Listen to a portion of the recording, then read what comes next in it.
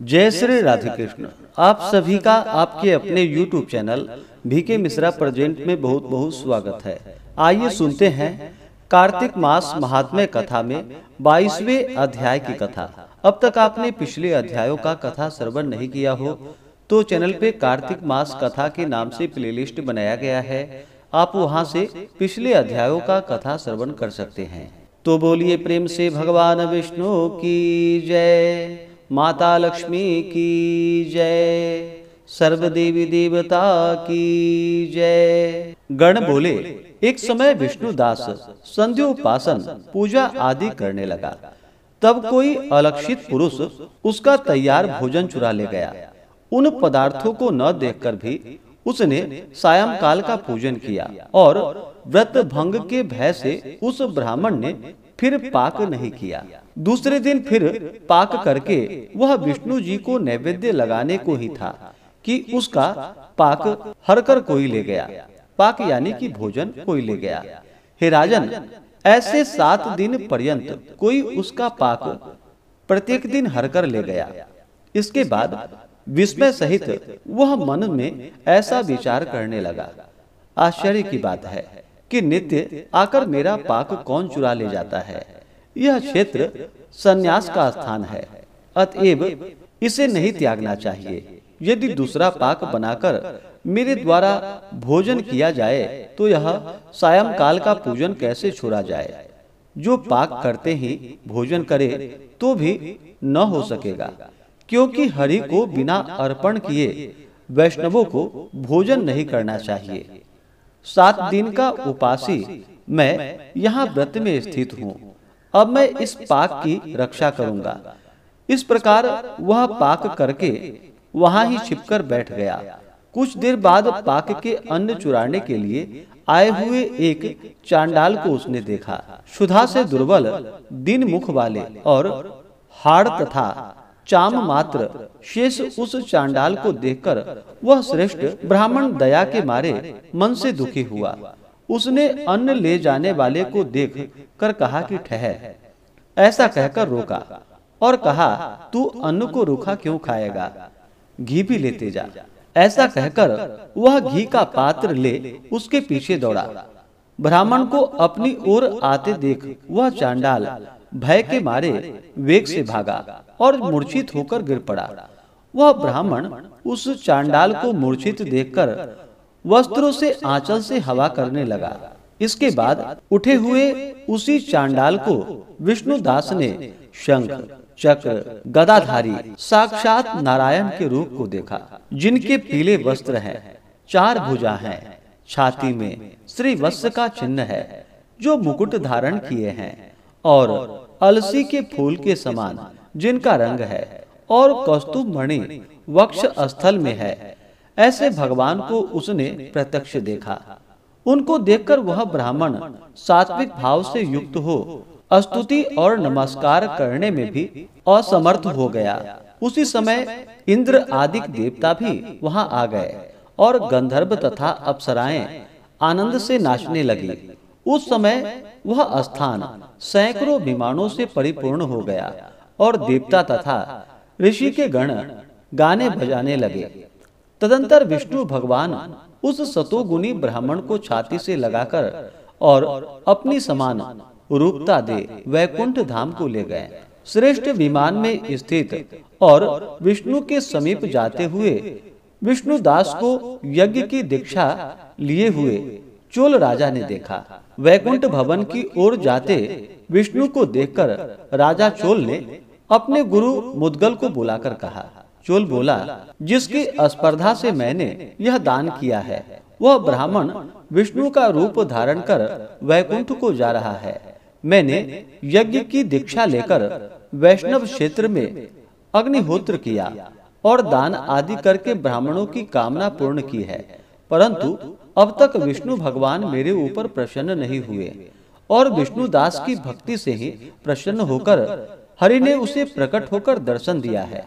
इससे मालूम होता है कि दान और यज्ञ से विष्णु नहीं प्रसन्न होते हैं, भक्ति ही उन विभु के दर्शन में मुख्य कारण है, अर्थात भक्ति से ही वे प्रसन्न होते हैं।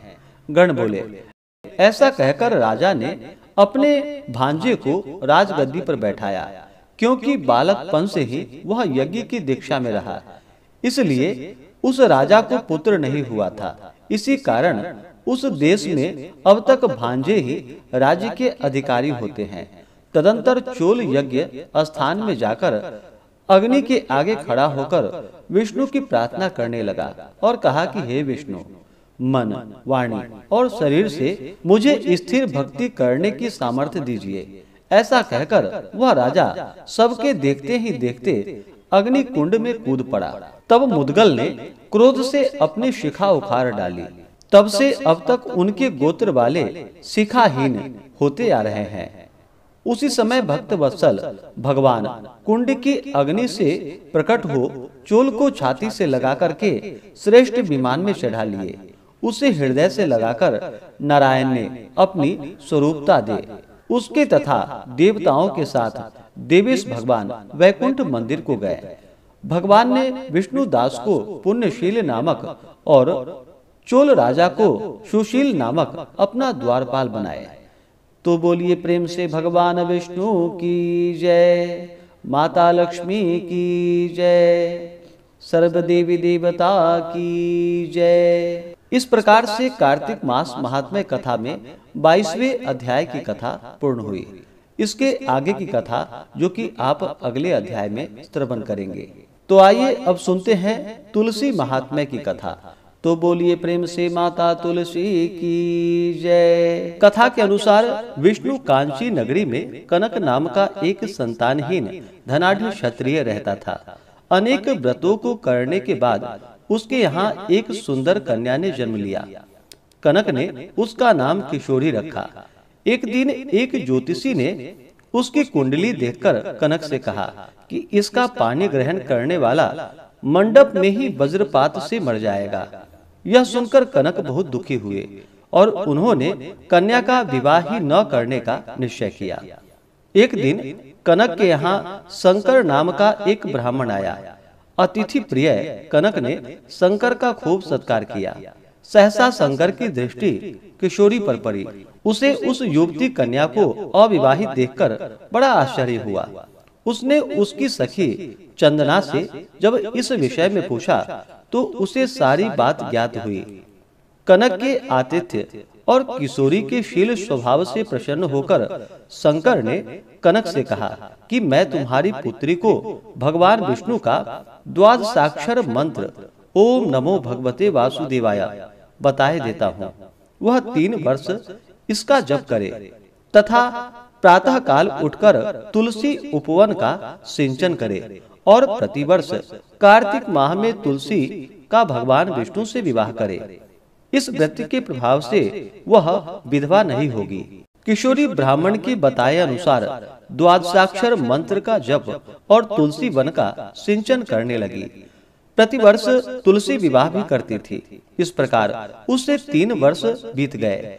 चौथे वर्ष जब कार्तिक मास में प्रातः स्नान के लिए जा रही थी तो उसे विलेपी नामक एक क्षत्रिय कुमार ने देख लिया और उसके अनुपम सौंदर्य पर मोहित हो गया। वह उसे प्राप्त करने का प्रयास करने लगा, पर किसी भी प्रकार से उसे सफलता न मिली। एक दिन उसे पता चला कि वहाँ एक मालिन नित्य किशोरी को फूल देने के लिए जाती है। यह जानकर वह उस मालिन से मिला और धन देकर उसे अपने षड्यंत्र में शामिल कर लिया। अब वह नित्य प्रति मालिन की लड़की बनकर स्त्री वेश में किशोरी को फूल देने जाने लगा। उस समय विष्णु कांची में जयसेन नाम का राजा राज्य किया करता था। उसके पुत्र का नाम मुकुंद था। एक दिन मुकुंद ने किशोरी के रूप और सौंदर्य की प्रशंसा सुनी तो उसने निश्चय कर लिया कि मैं किशोरी से ही विवाह करूंगा। उसने इस आशय का संदेश किशोरी के पिता कनक को भी भेज दिया। राजा के मंत्री ने आकर कनक से विवाह की सहमति प्राप्त कर कार्तिक शुक्ल द्वादशी का दिन निश्चय कर लिया। निश्चित समय पर किशोरी को लग्न मंडप में बैठाया गया। उस समय भी किशोरी भगवान विष्णु और तुलसी माता का ही ध्यान कर रही थी। आधी रात के समय विवाह के लिए मुकुंद मंडप में आया तो वहां से अन्य पुरुषों को हटा दिया गया। सिर्फ विलेपी ही स्त्री वेश में होने के कारण वहां बैठा रहा। अचानक आकाश में घनघोर गर्जना होने लगी, बहुत तेज आंधी चलने लगी, सारे दीपक बुझ गए, बिजली चमकने लगी। उसी समय विलेपी ने अवसर देखकर जैसे ही किशोरी के हाथ को स्पर्श किया, वैसे ही आकाश से वज्रपात हुआ और विलेपी काल कवलित हो गया, यानी कि मर गया। उसके मरते ही सब कुछ शांत हो गया, पुनः सब व्यवस्था हुई। मुकुंद और किशोरी को सकुशल देख सब लोग प्रसन्न हो गए। प्रसन्नता पूर्वक कनक ने किशोरी का मुकुंद के हाथ में हाथ दे दिया और इस प्रकार तुलसी व्रत के प्रभाव से वैधव्य योग की समाप्ति हो गई और किशोरी राजरानी बन गई। तो बोलिए प्रेम से माता तुलसी की जय, भगवान विष्णु की जय, माता लक्ष्मी की जय, सर्व देवी देवता की जय। तो आशा करता हूँ कि यह जानकारी आपको अच्छा लगा हो। इसी प्रकार से ज्ञानवर्धक जानकारियाँ प्राप्त करते रहने के लिए, व्रत पूजा के बारे में जानने के लिए, कथा को सुनने के लिए चैनल पे अगर आप पहली बार आए हैं तो चैनल को लाल बटन दबा करके सब्सक्राइब करें, साथ में बेल आइकन घंटी को दबाएं ताकि आने वाली वीडियो का नोटिफिकेशन आपको समय से मिलता रहे। वीडियो को लाइक करें, शेयर करें, सुखी रहें और स्वस्थ रहें। जय श्री राधे कृष्ण। धन्यवाद।